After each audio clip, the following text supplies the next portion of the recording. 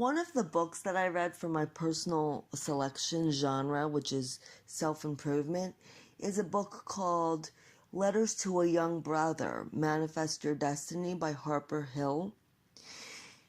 So Harper Hill is an actor, writer, and political activist.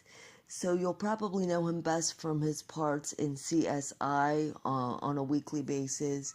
And Letters to a Young Brother, Manifest Your Destiny is actually his first book that he has written in 2006, but he has continued on to write other successful books that essentially target specific issues of the African American community. In Letters to a Young Brother, Manifest Your Destiny, it is written in a conversational style in which Harper Hill's fan base actually writes him asking for life advice on what they can do to become successful themselves. And I think young people are attracted to someone like Harper Hill because he has such a diverse background. He is a Harvard graduate who studied law, who essentially realized that's not where he was being satisfied or professionally fulfilled, and went on to become a successful actor, going through the struggle of waiting tables and becoming discovered. So because of his diverse background in getting to where he wanted to be as an entertainer, I really think young people will enjoy reading the advice that he has to offer. His book is divided into 5 parts. Building a Solid Foundation, Part 1. Mining Our Resources, Part 2. Part 3, The Real Deal. Part 4, Dreams and Aspirations. And finally, Winning at Your Life.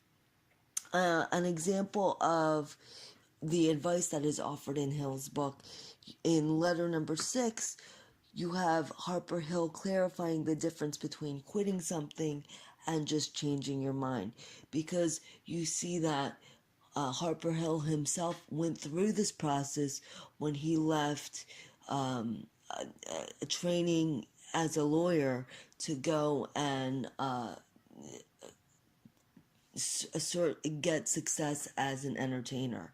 So Harper explains in the following: there is a difference between quitting something and changing your mind and deciding not to do it anymore. When you change what you're doing, that means that you stop doing something because it is holding you back from realizing your true destiny.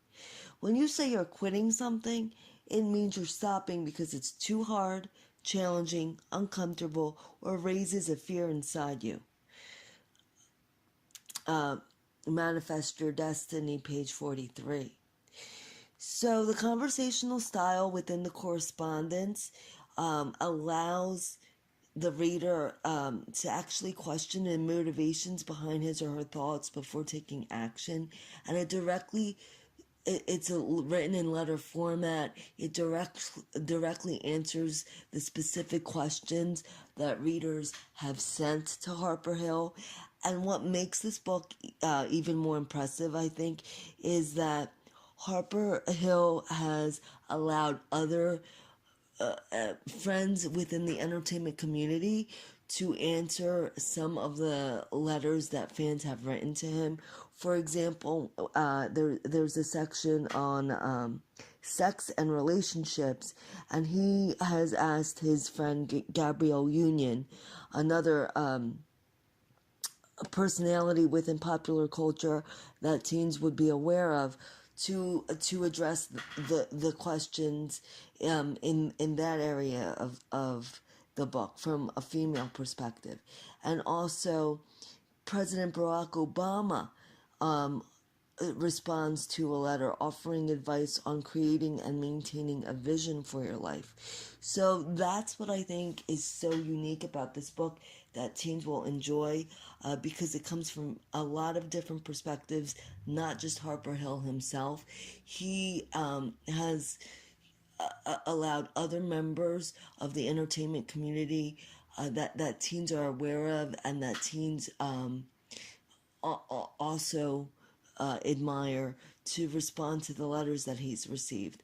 So at the end of the book, I really think teens will walk away from it feeling as though they do have a big brother that is invested in their well-being and wants them to succeed.